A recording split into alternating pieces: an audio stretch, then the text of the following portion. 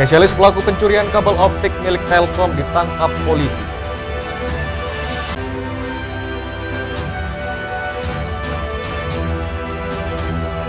Kepolisian daerah Nusa Tenggara Barat berkoordinasi dengan Kementerian Luar Negeri Republik Indonesia dalam penanganan kasus tindak pidana perdagangan orang.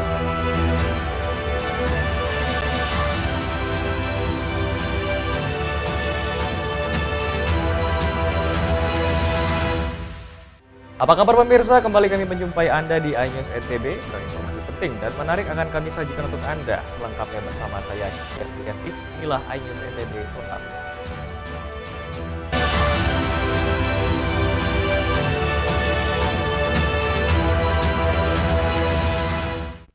Kita awali informasi pertama pemirsa, spesialis pelaku pencurian kabel optik milik Telkom ditangkap polisi. Dalam aksinya pelaku memodifikasi mobil sedan untuk memperlancar aksi pencuriannya.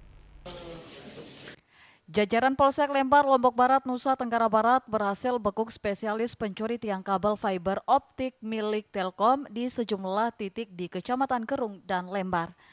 Aksi remaja yang baru berusia 22 tahun tersebut terbilang cerdik.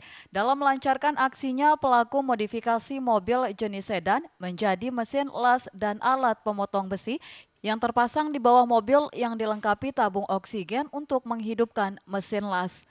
Aksi pelaku TD sempat dipergoki warga dan sempat menjadi amukan massa. Jadi pelaku ini dengan menggunakan alat-alat yang memang sudah disiapkan, ini namanya blender potong. Terus dengan alat-alat yang memang sudah disiapkan, yang dengan alat ini tidak terdengar oleh masyarakat. Ya. Dia sunyi ini cara kerjanya. Jadi untuk tiang yang menjadi sasaran itu dipotong dengan alat ini hanya mengeluarkan api panas. Terus mereka dengan spesialis yang mereka sudah miliki, kemampuan yang mereka miliki, tiang yang dipotong itu langsung patah, lemas gitu. Sementara itu pelaku TD mengaku mengetahui cara modifikasi mobil tersebut dari internet atau otodidak dan hasil kejahatannya digunakan untuk biaya hidup sehari-hari. Belajar dari mana modifikasi mobil bisa pakai mesin las potong besi? Belajar dari saya, Pak, sendiri. Belajar otodidak, belajar sendiri? Ya, belajar sendiri. Atau belajar dari YouTube? Berapa lama buat itu, Mas? Ya? Untuk buat modifikasi. Kurang lebih ya 4 bulanan gitu. 4 bulan ya. Hasil penjualan tiang-tiang yang dijual itu untuk apa? Biasa saya pakai untuk isi bensin sama keperluan saya. Tes bengaku? Enggak. Pelaku TD tidak sendiri, namun satu rekannya masih dalam proses pencarian. Pelaku TD dijerat pasal 363 tentang pencurian dengan pemberatan dengan hukuman maksimal 7 tahun penjara. Dari Lombok Barat, Muzakir, iNews melapor. Beralih ke informasi lainnya pemirsa, Kepolisian Daerah Nusa Tenggara Barat berkoordinasi dengan Kementerian Luar Negeri Republik Indonesia dalam penanganan kasus tindak perdagangan orang. Direktur Perlindungan Warga Negara Indonesia Kementerian Luar Negeri mengapresiasi gerak cepat Kepolisian Daerah Nusa Tenggara Barat dalam mengungkap para pelaku tindak pidana perdagangan orang TPPO tujuan Turki.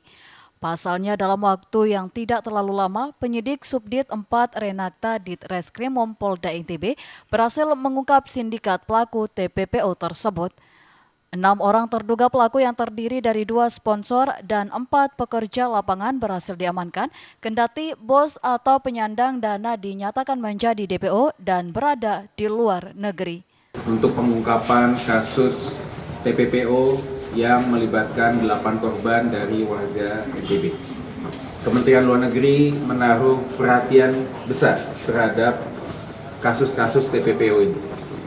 Kita menjadikan penanganan kasus TPPO menjadi salah satu prioritas dalam pelindungan warga negara kita. Ini tentu menjadi wake up call kita semua, ya, semua pihak untuk melakukan penanganan kasus TPPO dengan tuntas.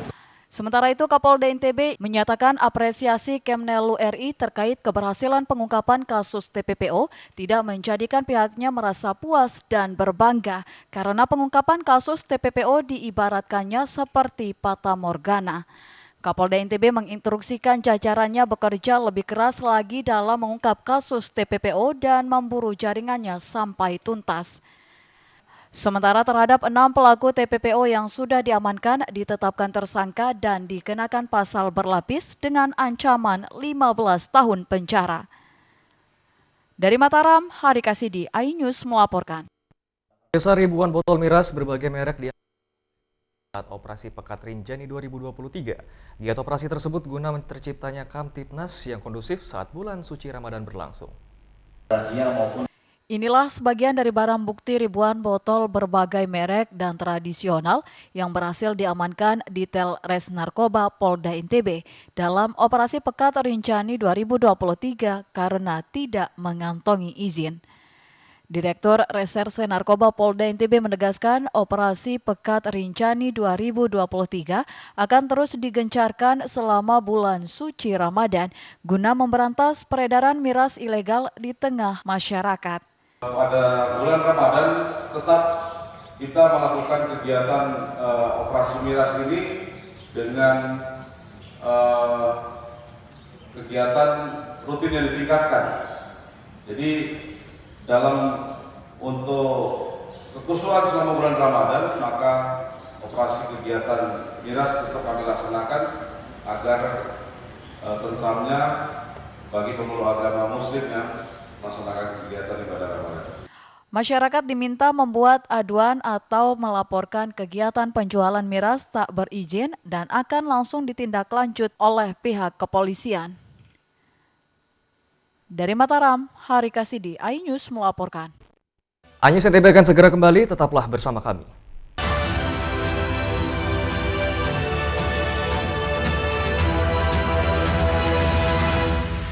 Bismillahirrahmanirrahim.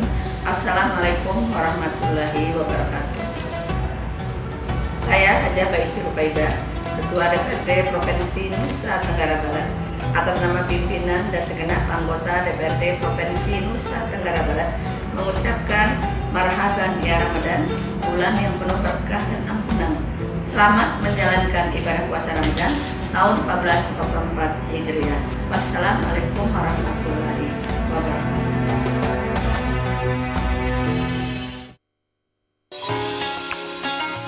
Assalamualaikum warahmatullahi wabarakatuh.